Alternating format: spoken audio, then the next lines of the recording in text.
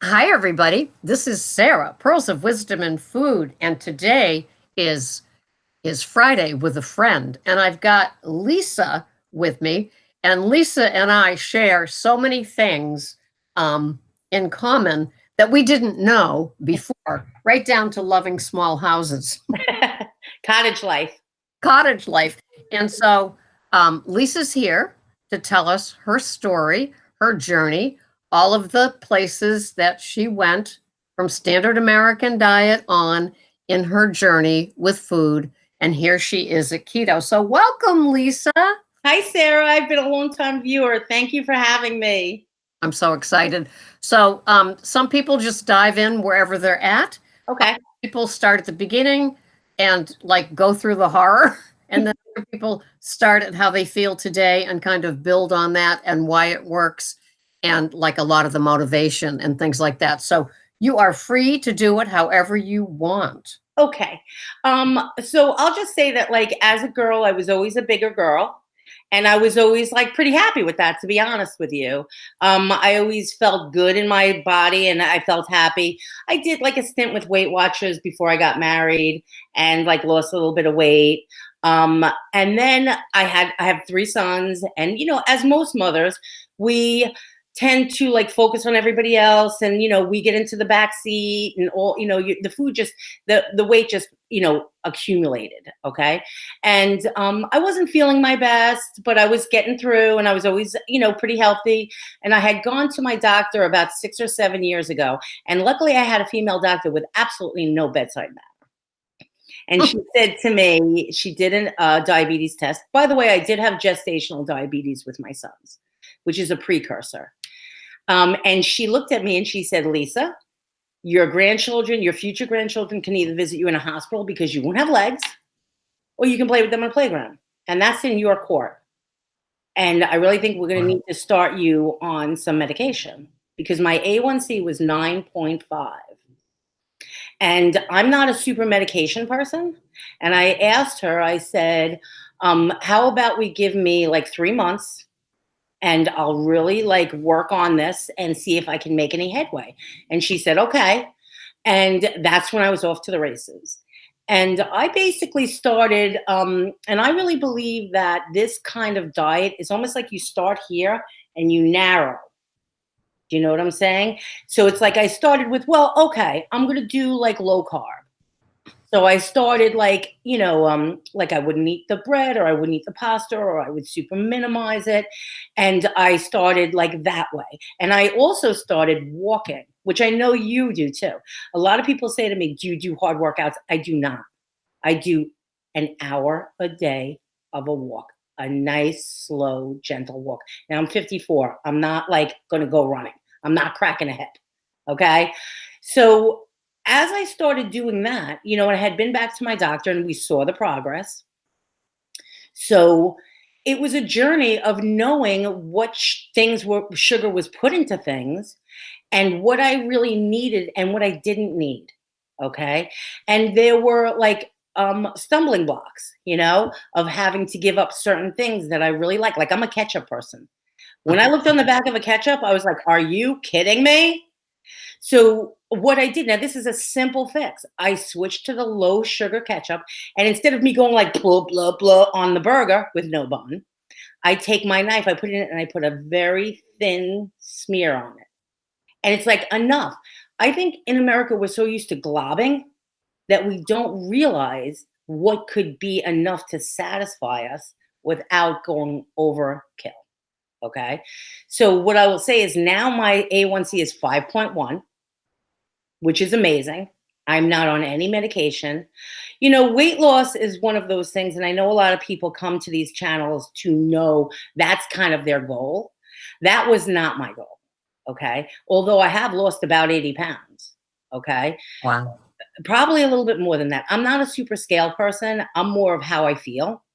And my focus for me was as I reached my 50th birthday, which I just said I'm 54 now, I started really asking myself, what does the rest of my life look like?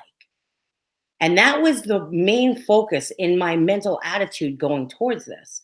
How do I live out the rest of my life in the healthiest way that I possibly can. Because the first half of my life was dedicated to everybody else. You know, you want to be a good wife, you want to be a good daughter, you want to be a good mother. Well, now it's Lisa's time. And I want to live out my life to be healthy. So I think when it comes to, and the other thing I really appreciate about your channel, Sarah, is I do not believe in net carbs at all. I think it's a slippery slope. I think it's a starting point. Better bad choice. Who told me that? Hmm. That would be my icon. You know, in the beginning, it's all about better bad choices. Okay. And then as you, if you listen to your body intuitively, you start to think to yourself, I maybe don't even need to make that choice. And so the other thing I want to talk about is this intermittent fasting thing. It will naturally happen if you follow the plan. And if it doesn't, eat your egg and bacon. Like, I think that people are so strict on all of these things that it's almost punitive to people. And it makes people say, I'm failing. I'm failing, so screw it. I'm going to eat my chips and I'm going to eat whatever. I think we need to listen to our bodies. There are days that I have one meal a day, most days. Okay. There are days that I have 2 meals a day. There are days I have a bulletproof coffee. And I know you've gone on and off that too. And a lot of people always ask about that. The bulletproof coffee to me is like a treat. It's kind of like, I need a little something. Like, it's like, and it's probably not, has nothing to do with nutrition or anything else. It's just, I need a little for me. So it's like, you know what I'm saying? You need a little something. Okay. And when you need a little something, the bulletproof coffee is great because not only does it taste good, but because of the fat, whatever fat you choose to put in there, it's so deeply satisfying that it will really make you feel like you got a big warm hug from somebody, you know? And I think that there are, you know, there are no super rules about it except listen to your body and let yourself progress down the path. Don't say, this is the way I'm doing it today, so this is the way I always have to do it. What my diet looks like and my way of eating looks like now is very different than it looked 5 years ago. Like 5 years ago, I would say, oh, I want a slice of pizza. I'll go get a slice of pizza and I'll pull it all off and I'll eat it. Now I'm like, that doesn't even appeal to me. Do you know what I'm saying? If I really, really, really want something crazy like that, I'll make myself a little, like in a bowl. I'll take a little bowl and I'll put a little bit of mozzarella in there. I'll put a little bit of the Rayo sauce in there. Good. You know, and also, like, I work in a business where this is something I did want to talk about. I work in a business where I'm outside all day. I'm a realtor. I'm gone all day. People say, I can't eat when I'm out. Oh, you can. Okay. I very often will go to Wendy's and I'll get a double cheeseburger on a platter, no ketchup, perfectly within reason. Okay. You can go into, and I'm not saying it's like pure, no bad ingredients choices, but you can go into any 7-Eleven. You can get a cheese stick. You can get a beef jerky. Is it the best beef jerky? No. Is it 15 carbs of let me just go get like whatever? No. So there are so many good choices that you can make even when you're out. You know, you can even go into a Starbucks and you can say to them, hey, do you have a couple of pats of butter in there? Throw it in a coffee. And they'll do it. So I feel like, you know, and also me and you are very similar. I don't believe in, you don't need exogenous ketones. You don't need to buy any products. You don't need to do that. Everything you need is in the supermarket. You know, and depending on your budget, I mean, at one time I had 3 small kids. My budget was very different, but it's very doable. In fact, my son who lives in Manhattan, on Christmas, I only had him because my other he's in Japan and my other son was visiting somebody. And so he said, why don't we do a keto Christmas? And I was like, really? Because usually I make all my Italian things. And I'm like, okay. And we had a total keto Christmas and it was great. And also eating at parties. Most parties have things you can eat. And even if they don't, Weight Watchers thinking has told me, eat before you go. Don't make it about the food. You know, the other thing that I know a lot of people with this lifestyle have a problem with is they drink. They drink wine, they drink this. And for me personally, I think that if you're really looking to lose weight and if you're really looking to break a stall, that has to be a no-go because it's sugar. If it's not sugar, even vodka. I don't know if vodka is sugar. It might be. Let's face it, we all do things on vodka we shouldn't. So it's like if you're not going to have a cocktail like that, you're going to be like, oh, I'm hungry. I have the munchies. I have this. One other thing that I would say that I think was super helpful to me and is this: if you make a mistake, don't keep making it. And I think that's a big thing. It's like when someone makes a mistake, it turns into, well, I already messed up. So it turns into like one little meal that you ate off, it turns into 2 weeks of eating. And as a woman of a particular age, you know, the fat is in the corners just waiting to attach itself to my body. All I have to do is look at a piece of something. It's like, boop, there it goes. So if you like, and I've had days where I'm like, well, maybe I ate a little something that it's like, okay, let it go. But make sure that your next meal, you come right back into the compliance of what you should do for yourself. I definitely believe in total carbs, and my carbs maybe are 5 a day. I don't eat vegetables by far, not a lot. I don't feel I need them. I don't know how you feel about that. Where are you on Way that? down for sure. Yeah. Yeah. I think in the beginning it's like a volume thing. And we're just used to eating so much that you feel cheated when you have like a little this and a little bit of that. So I always used to like, I was, and I'm not dragging anybody to do it in the beginning. The cauliflower rice, the cauliflower mash, I'm allowed to have this much broccoli. So I'm going to have this much broccoli. um, and as I've gone down the path, I find I don't need it. I find I don't need the salads. If I want it, I'm going to have it. But primarily, my diet consists of one good meal a day. And that good meal is like, it just because there is no really rules on that except the carbs. Because it's all your calories. And like, one thing I have struggled with is heavy cream. But then again, I'm not on a weight loss thing, so it doesn't affect me blood sugar wise. But if you're looking about weight, you could blow 600 calories a day in heavy cream, no problem. Easy. Yeah. Easy. So it's like, I remember I was putting heavy cream and I was using what I thought was a tablespoon, but I didn't have my reading glasses on. It was 2 tablespoons. And I remember saying to everybody, well, now I get it. That's funny. Yeah.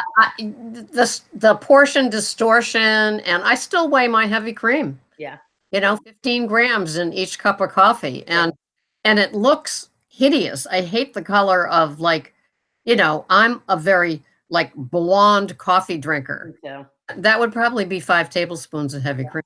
yeah. But that's an interesting conversation because this is a little adjustment that I made. I'm a New Yorker. It's like coffee, coffee, coffee, coffee, coffee, coffee all day long until 11 o'clock at night. And what I realized was because I was drinking coffee and I was just so used to drinking it a certain way that I started substituting a lot of the middle of the day to tea. And I go and I get like at Starbucks, they have a peach tranquility tea, and I don't have to put anything in it. It's no carbs. I don't have to put the sugar in it. It still gives me the warmth. It's almost like everything else. It's like breaking a habit. It's like we can change our habits in 21 days. The other thing I wanted to talk about, and I don't know if you've ever touched on this, is the whole correlation between cortisol releasing in your system and us women of a particular age. And this is something that I try and talk to a lot of my girlfriends about who are at a gym, they're at CrossFit, they're doing all this stuff, and they cannot lose the stomach. Now, I've had 3 sons, and I know you've had a child too. And I always have too. And I've always had a belly, and I don't have a belly. My belly's almost flat, except for the skin, of course. But and it's like they all say to me, like, you're so snatched, you're so tiny. And they're like, I go to CrossFit. I said, listen to me. You are basically in caveman terms. When you go to CrossFit and going crazy like that, you're telling your primeval brain there is a danger in this world. I am running. There is no food. There is a crisis. And what your body is doing is holding on to the fat around your midsection to protect your vital organs. When I came upon this, now of course, like we go into the deep dive, we're on our computer, and I was kind of like feeling like I wasn't getting anywhere with my fitness goals, not health goals. And I had been riding my bicycle every day, like working a little bit harder. And I read this thing that said, "Hey, what you really should do is dial it back. Rest. If you're gonna walk, do a nice slow walk. If you're gonna ride your bike like this, like this." And I thought to myself, all right, now if I do this, is this gonna set me back? And it was a real like moment where I was like, because I had been doing something for so long, and I was like, okay, I'm gonna try this. And do you want to know? In the 2 weeks that I dialed back my thing, I think I lost like 11 pounds, and Wow. my whole body released all of that it was stressed out over. Like, and I try and tell a lot of my friends, slow it down. You need to basically internally tell your body, it's okay. Life is good. There's no worries. There's no stress, because that's going to allow our bodies to shed what we've put on to protect ourselves. And it's like we don't have to work that hard.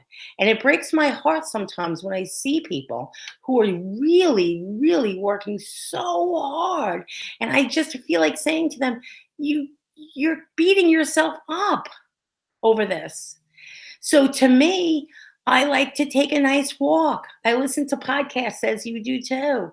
I listen to nice music. I look at the sunshine, and I found an indoor track like you have, which was hard to find near me. But I find I love that because I'm not a fan of the cold in my old age. No, me either. I just can't do it. So back to the cortisol. It's kind of funny because when I was younger, before keto, Yeah, I was younger, I would look at the skinny people that did yoga yeah, and Pilates, and they would have these ballet bodies. And I would just sit there and I'd say, how come they've got that? And then all of us are so busy, fast walking and, high intensity jogging in place and all the sort of like outrunning the fat, yeah. run. And there's these life, and they were all so mellow, Hmm. and they just had this lovely, graceful, gentle body. And it was Yeah. like, well, aren't they lucky? Snot, I'd say that. And then just like what you were saying, the slowing it down. And there's that crossover thing where these women were like, mid to late 40s. And it's like, how did they transition from the, 97 sit ups in Hmm. 5 seconds to, going to a yoga class? Hmm. Yeah. And it was just like that. There's truth in that. And I came upon it a different way than you. Yeah. It Um, was a really scary thing because you're used to doing something a certain way, and Harder, everybody. faster, longer, stronger. Yeah, and then also the built-in feeling of failure, because you feel like you're failing, and you're putting all of your pennies into this canister, and you're spilling them out over here, and you're not getting anywhere. And it's like that is a real, like with weight loss or health, you need to have that feeling of like you're getting somewhere. And I also feel like it's really like, as I don't know about your personality, but my personality is like, I know it, I know it, I know it. Like I'm Miss Know It All since second grade.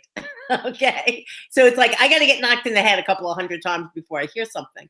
Now, people had always told me that stretching was really important.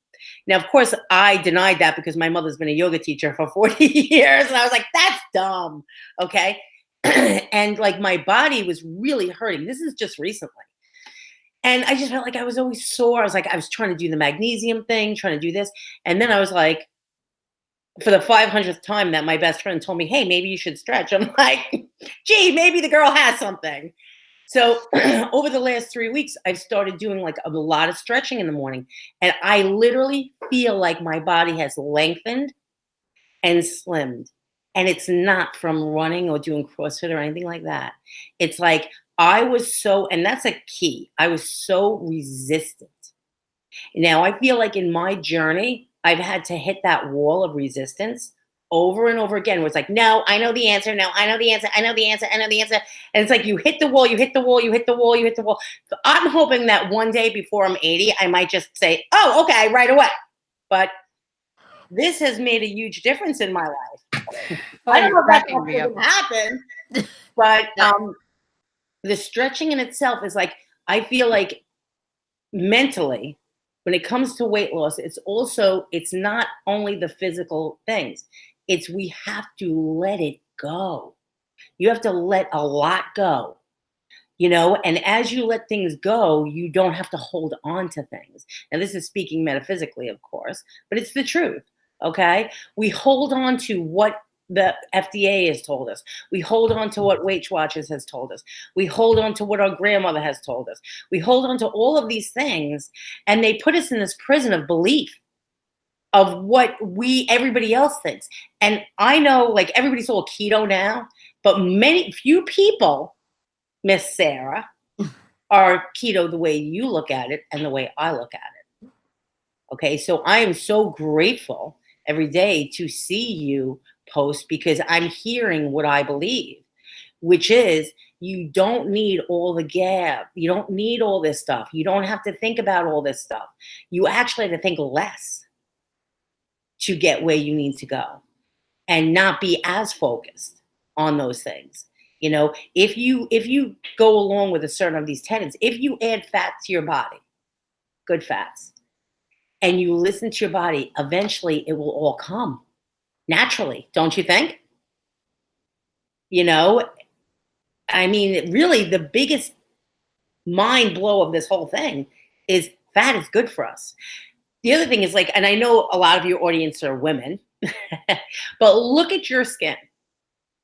Okay. I'm going to guess that you look the best you've looked in a really long time. Okay. Thank you. And Well, a lot of people say that, and I think it's just. I agree with it too. Like, people look at my skin, they look at my hair, they're like, what do you do? I'm like, it's nothing I put on my hair. The fats are coming from within my body, and it's feeding my skin and my collagen and my nails and my this. And do I take collagen once in a while? Yeah, I throw a couple of things of protein, the collagen powder in there once in a while. Is it necessary? No, absolutely not, because I eat a lot of fatty meat.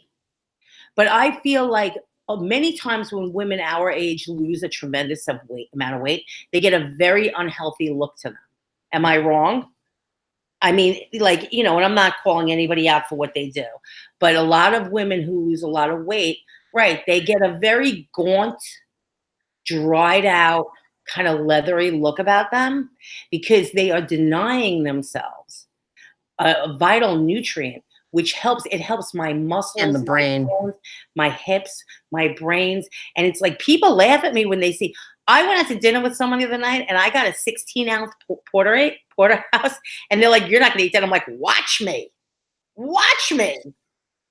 They looked across from me, because I'm considered a smaller person now, which is like, I mean, I'm not tiny, but I'm tiny for me. Okay. And they looked at me, they just couldn't, I just kept putting it away. And you know what's great about eating meat?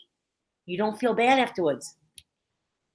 It's not like, It's satiating, not filling. right. Yeah.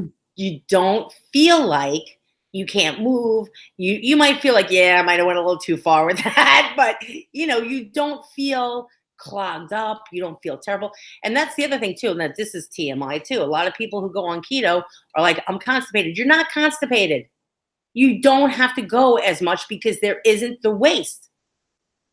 I mean, that's the reality of it. People think they're really constipated, but a lot of what you're going to the bathroom with are things your body is not using. So it's things that are passing through you. They're not feeding you. So when you eat almost a pure carnivore diet, which I'm basically near that. I mean, I don't like to give myself a label. Do you know what I'm saying? Because if I want it, I'm going to have it. But it's like, if you're eating a purely meat-based diet, you're not going to use the bathroom that much. You're just not. And that is really the natural state of things. It's like we have been so like stuck in the standard American diet that we're used to things that are they're not normal. Thank you, Dr. Oz. I mean, yeah. Yeah. Like after watching him, you think if it's not a bowl full, there's a problem. Yeah. And like I've had people tell me all the time, like I will have, and I'm not being mean, but listen, I'm a New Yorker. I'm gonna say it like it is. Okay. I've had people sitting across from me that are overweight, that are unhealthy, and they're telling me, you don't eat vegetables? I mean, you think that's healthy for you? And I really feel like saying to them, I mean, I think I'm doing okay. I mean, like, do you know what I mean? It's You gotta like, order some corn. and they're like worried for me, you know? And I think a lot of this journey, because it is about keto, but it's also about weight loss. And a lot of that, from my perspective, is very mental. As you lose weight, there are people that are they're not trying to sabotage you, but they're going to say things to you like, you're too skinny, you're skinny enough, you can have this, you can have that. And it's like you have the angel and the devil. And they're co-signing on the devil, and they're saying like, oh, you can have it. Oh, you're feeling sad. You should have this, you should have that. And I say, well, can't we just go for a walk? Like, I'm all about the diner. I love a good diner, but like, can we go for a walk? Can we, do something else to relieve that pressure? You have a lot of people, I've had a lot of people in my life who are like, the reaction to your change, people tend to like other people to remain the same. And when you become a butterfly, and I'm not talking about looks, I'm talking about your way of thinking, you're easier going, you're not going to engage in arguments over bullshit, excuse me, whatever. And suddenly you're changing and they want to push you back to where they were comfortable where you are. So I think that a lot of times along our weight loss journey, we have to encounter those things, and we have to know them for what they are. And then we have to, as people would say, keto on, and continue to go on our way, which I think is a mental struggle for women because we're so used to pleasing everybody. Luckily for me, my grandmother told me when she was old, when you get old, you just don't care. And I don't, Good for you. All right. So now a couple of questions. We're on Sure. 30 minutes. Sure. What I'd like you to do, Mhm. wake up and then walk me through your typical day. And it sounds like there's never this. You have a TJ Maxx life. Okay. You're never the same day twice, but Uh-huh. in a reasonable flow, like Okay. how you kind of treat it. Okay, so how I usually treat it, I'm lucky in that my sons are all moved out, so it's only me. Okay, I will generally have something in my fridge that I made, and I'll get to that in a minute. In the morning, I'm a coffee girl. I will have coffee. I would say out of a 7-day week, bulletproof coffee might happen once, maybe twice. I'm not like married to that anymore because I'm really full from the night before. Okay. So I'll have maybe a cup of coffee. I generally will not eat until 5 o'clock. Okay. I'm not a water drinker. I know I should be. I'll have a couple of cups of tea during the day. Um, by dinner, I will do a couple of things. Either I will go to my fridge. I'm a bit like, I'll make a big thing of like kind of taco seasoned meat and I'll just eat that, or I'll have a steak in the fridge. I mean, it's so simple. It's like I don't really eat sausages and stuff like that because it's usually filled with a bunch of junk I don't want in it. So I'll usually have a steak, or I'll have a burger, or I'll have something like that. And this is the other thing, instead of eating the vegetables, I'll have 2 burgers, or I'll have a giant steak. I'll put a bunch of salt on it. I'll put a couple of pats of butter on it. Um, I'm kind of a snacker. So after I eat dinner, I always feel like I need a little something like at night. So what I would do for that is I will maybe have like a couple of pieces of cheese. Something that I discovered recently was mascarpone cheese. Okay. It's like a triple cheese, something like that. And I will literally take maybe 2 tablespoons of that and put it in a little crock. And I will put maybe a little drop of sugar-free maple syrup, or even like whatever sugar substitute I might have around or whatever, and mix it in. And it's like eating ice cream, except it's so filling because it's pure fat.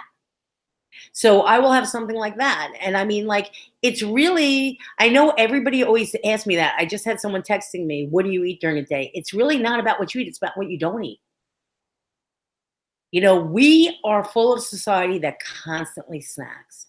Everybody has, and I remember you talking on your channel about when you were on Weight Watchers and how you used to go to work and have all of these snacks. It's like, why do we think we should eat 7 times a day?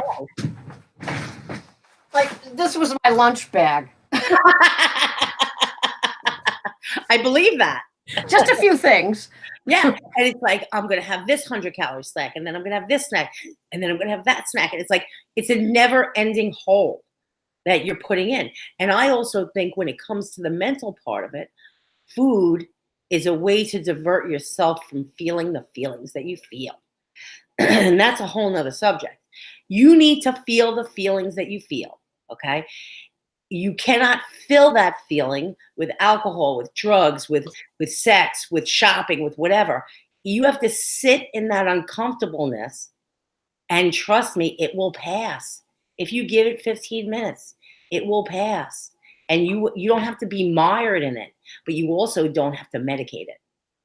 And what we're doing by snacking constantly all day is medicating ourselves and mirroring what the other people around us are doing, which we don't have to do. As my mother used to say, if she jumped off the Brooklyn Bridge, would you? I can hear her now. And the thing is that society promotes it. This Totally. American diet, the ads that you see, and you go into the stores, and it's okay to eat round the clock, and it's like It's very interesting. I actually read a book in one of my book clubs called Bringing Up Baby, Bebe. I don't know if you've ever heard of it. no. It's about a woman, an American woman who moved to France to be with her husband and ended up raising her children there. And the differences between the way European parents parent their children. And she would say that, like, she would come back to America and there'd be kids walking around with bags of Cheerios. Like, they're in church, they're eating Cheerios. They're here, they're eating crackers. It's like everybody's kind of like, she's like, in France, you literally have a tea time where your kids sit at the table, they have their treat, and then it's done. You're not feeding them all day. Like, if you look around at the way people raise their kids, it's like, you're upset, here's a cracker. You're crying, here's a cracker. You want a toy, I can't get it for you, here's a cracker. It's like literally Pavlov's theory of reward is going on. Now, with my sons, I was a very hard mother. And I, even at the time, even though I was in keto, I was like, look, your stomach is this big. You already had a peanut butter and jelly sandwich, an apple, and a cup of popcorn. You're not physically hungry.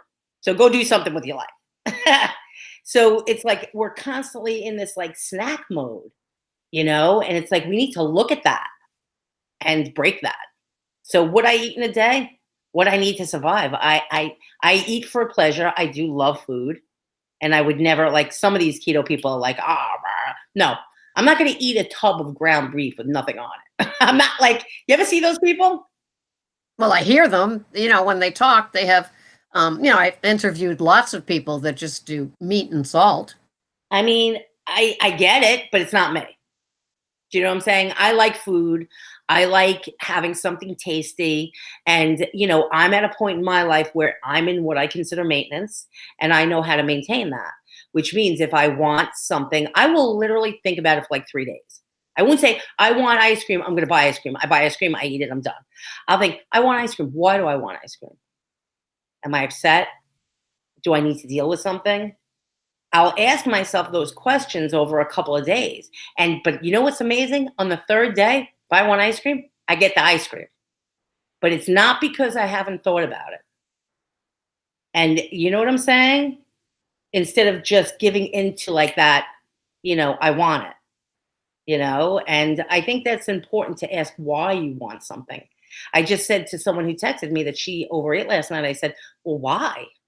Like, what was, because the real question is, the real response to that is, you shouldn't have ate that. You shouldn't have ate. The real question is, what were you feeling when you ate that? What were you feeling before you ate that? Because that's, I don't know if you feel that, the connection between the mentality of eating and also the physical response to it, eating sugar will make you crave sugar. I'm sure you know that too. Yeah, and that the thing is that sometimes we contribute to all of that by having a little something, something, and then it sets us up and we can't, that's something, We're off to the races. yeah, off to the races. And it could be, 3 days later, but the Oh race yeah. began with that little something, something. You know what you taught me, Miss Sarah? What? The issue of gum. Yes. Oh my gosh. When you had that YouTube program of that, I was like, holy cow. Ding, ding, ding. Yeah, you've taught me so much. You really have. Oh, Because I think thank you. you ask the questions that no one else is willing to ask and no one else is willing to claim. But the gum thing was a thing because even if you're eating sugar-free gum all day, you're getting that sweet feeling in your body, and it's going to cry out for more. That rush of the first, bite in chew with all the flavor in it. And then I used to have some of those gums that had the liquid center. Oh yeah, freshen up. Really bad. All right, so look, we're Okay. we're at 40 minutes. Okay. So tell us what else do you think? Say you were a week or two into keto, Mhm. or I was a week or two into keto, and I said, Lisa, you've had such luck with your diet. What is it that you do that, like, I must be doing wrong? It's not working for me. What am I doing wrong? What would you say to me? I would say that um, I would say number one, to stop being so harsh on yourself, and that you can't turn around a train that's going 90 miles an hour in 2 minutes. And that, to be kind to yourself and to stay focused on filling your days with fat, especially in the beginning, because you're retraining your mind and your body. And that's going to take time because the more fat you eat in the beginning, and I think I'm a big proponent of in the beginning, don't count calories. Don't even think about it. Don't think about calories. Don't think about teaspoons and scales. Don't think about anything. Okay? Eat the fat. Because when you, at a certain point, whatever body chemistry you have, at a certain point, you're going to be 2 o'clock in the afternoon and go, I haven't even eaten anything all day today, and I'm not even hungry. Do you remember that moment, Sarah?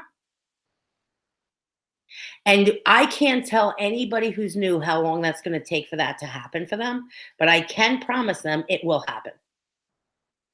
And you suddenly, where your day was consumed by when can I eat? When's the next time to eat? Da-da-da. I'm an Italian girl. And I would get to a point and go, I didn't eat since whatever time. And then I would say, I'm really not that hungry. That's crazy.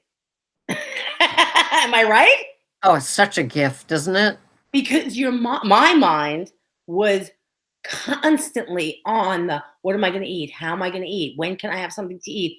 You know what I'm saying? It's like it takes up so much of your mental space that I personally think that, you know how people talk about keto clarity? I actually think it's just that you're not thinking about food all that time. Do you know what I'm saying? Part of the Well, it's like our bodies have been craving fat all the way through. Like for me, it was Weight Watchers. I was a clock watcher. yeah, I every 2 hours I was grazing on something. yeah, You yeah. know, and I had to like, just there's so much retraining of it. And at first, because I was still a clock watcher, eating all that fat, it didn't matter because I'm an addict. Yeah, exactly. Reality has nothing to do with it. I just No. want more. I want more. I want more. Yeah. And I used to do, when you were talking about the vegetables, I used to do the Hungry Girl, Lisa.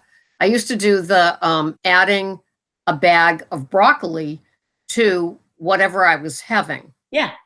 And, like she would say, have a bag of broccoli with your frozen lean cuisine or whatever. Yeah. Mix it up with the sauce of whatever veggie was there. Yeah. And volume for me said satiation, Yeah. not fat. Yeah. Now, the volume is so much less, but the denseness of the calories with Absolutely. Yeah. Absolutely. And it's like one of those things. It's like you don't become a concert pianist unless you practice for years.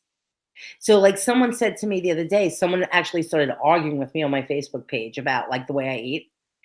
They got deleted. You know what? Your Facebook page is like it's your platform. And this guy was going in on me, and I was like, you know what? I had already said to him 4 or 5 times, I'm so happy that works for you. That doesn't work for me. And he said to me, the last thing he said to me that pushed me over the edge was, well, how long do you think you sustain this way of eating? And my answer to that was, I never plan on changing this way of eating. Ever. Ever. No, me either. One guy, I don't get trolls too often, but I got this guy. I remember his name, but I deleted him, of course. But he said, what do they let you out of the home once a week or something so you can do a video? It's It's like you like, should live this long. You yeah. know, I just It's think of like, that attitude when they're under arrest at my overnight job. yeah. They have that attitude with the lieutenant. Yeah. Yeah, yeah, keep it up. You're going to see the judge tomorrow. Yeah. So try it out Yeah. on the lieutenant and see how far it gets you. And then you can do it on the judge tomorrow. Yeah. And like I take an attitude, and a lot of keto people are like keto evangelists, okay, where they are like, and I'm not that girl. Okay. I'm not converting anybody. I'm not telling anybody you should really eat this way. But what happens as we become a better version of ourselves, people ask us, hey, what's going on? What are you doing? That's our opportunity to kind of tell them like where we're at, and what we're doing. I don't think anybody who's sensible in this world is looking to knock people's head over the head with what we're doing. They're seeing something in us, because I'm telling you, Sarah, like when you go onto this weight loss, your light comes back into your eyes. It's not weight loss, it's health. Okay. I know for me, I see pictures of me as heavier. It's not only being heavier, there was a dullness in my eyes because I was like a bear who ate too much food and was hibernating. Okay. I was numb. Okay. And as we shed these outer parts of our body and this excess thing we don't need, we're throwing off the things that are holding us back from living our true life. So we not only have a better physique, maybe, we might not only have nicer hair, but we have a light in our eyes that at our age, most people don't have. So, True. You've brought up so many things. And I think the takeaway from this is the eyes. I think that nobody's ever said it the way that you said it, throughout the entire interview. mhm. Thing about your eyes, the person's eyes. And it's like, it really is right to the soul. And you can just tell. Because and I mean, spiritually speaking, we're becoming who we've been meant to be. Like God has given us, or this, our higher power has given us these wonderful things to eat. And we have said, you know what, Mom? I know you say I should eat this, but I'm going to eat all this other crap, and I'm going to destroy my body, and I'm going to dull my senses. I'm not going to be able to walk up the stairs or play with my kids and the grandchildren or whatever. But the people like us that have turned that around, I don't know about you, Sarah, but I feel the best. I feel like a teenager. I feel like I have been given a second chance at life. And that is very precious to me. That's why I am not a fan of have a little bit of this and that. It's not worth the cost. It's It's not, not worth the cost to me. And it's no, like sometimes you have to learn that by doing it a couple of times and paying the price. But like I skip around town like I mean, I just feel like, and it's not only about weight, it's about internal. It's like I bop down the stairs like I'm 22 years old. I see people my age that are like, everything is like a thing. You know what I mean? And it's like when I go to my doctor and I get an A+, and my doctor tells me, she's like, I am so proud of you. And it's nice. like I walk out of there and I feel so good that I was given that by that doctor. And she gave me a wake up call. She didn't say, hey, have another cheeseburger. And more doctors have to do that. They have to say, hey, you're too fat. I mean, it's not politically correct, but it is what it is. I remember she handed me a sheet about weight loss. I'm like, well, thanks, Doc. Really, I've been searching for this for 45 No, years. you never told me before that I could lose a couple of pounds. But you know, and she called me out on the carpet. And I'm gonna end, because we're gonna end this in a minute. I'm gonna end this by saying, Sarah, you're a blessing because you are one of the few that calls people out on the carpet. And the people that call others out on the carpet are the people that really love them. And you love your audience because you're not pandering to them. You're telling them, this is the way, this is the truth, and I'm not veering off that. And that takes a lot of inner strength, and I appreciate that. Thank I you so really, much. really appreciate you reaching, or I reached out to you. I was like, Sarah, let me come and talk to you. But I really appreciate your voice in this community. Thank you. I want to thank you so much for giving me 45 minutes of your time. This was, Hey, girl. and I'm going to put you in. I don't have another turtle on deck, Okay. turtle series, so I'm going to put you in for the 19th. I'm going to put you in next Tuesday, and I'm trying to think of something alliteration, the L with the L.